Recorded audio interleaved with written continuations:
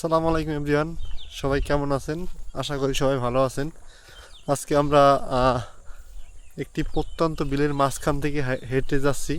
মূলত যেখানে যাচ্ছি একটি পুনঃসংযোগ কানেকশন দিব, আমরা সেখানে যাচ্ছি। সম্মানিত গ্রাহক আবেদন করেছে দীর্ঘ বর্ষা মৌসুমে তার যে সেচ প্রকল্প আছে এটি বন্ধ ছিল, বিদায় তার বকেয়া বিদ্যুৎ বিল ছিল এবং লাইন কাটা ছিল। এখন সে আবেদন করেছে বিদায় আমরা এখন লাইনটি লাগিয়ে দেব। সেই জন্য মাঠের ভিতর দিয়ে হেঁটে যাচ্ছে, আপনারা দেখতে পাচ্ছেন। আসলে গ্রামের প্রকৃতিগুলো খুবই অসাধারণ হয়ে থাকে, আল্লাহর অপরূপ সৌন্দর্য। দেখতে পাচ্ছেন চারপাশে ধান ক্ষেত আছে এবং কি বলবো, সামনে দেখতে পাচ্ছেন একটি খাল আছে,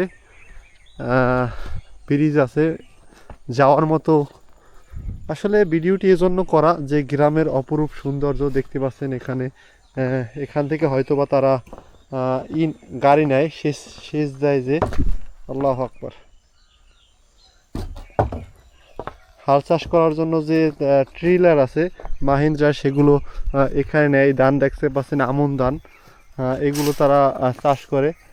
দেখতে পাচ্ছেন বীজ ফলানো আছে। আমরা এখন আসলাম, প্রায় কাছাকাছি এসে পড়েছি, খালের পাশ দিয়ে হাঁটতেছি, আপনারা দেখতে পাচ্ছেন।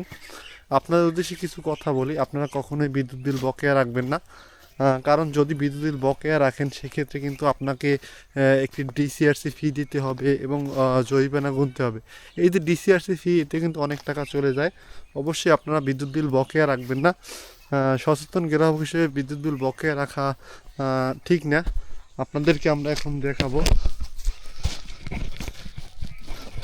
শেষের যে মিটারটি আছে, এই দেখতে পাচ্ছেন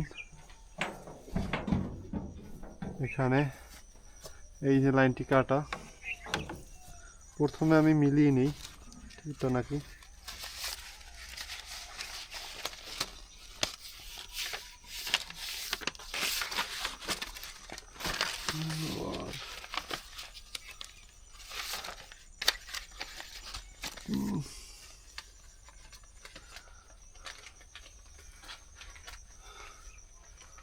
আবেদনে ভুল শৈলে সংযোগ,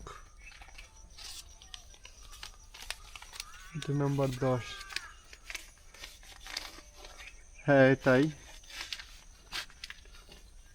এখন আমরা লাইনটি দিব।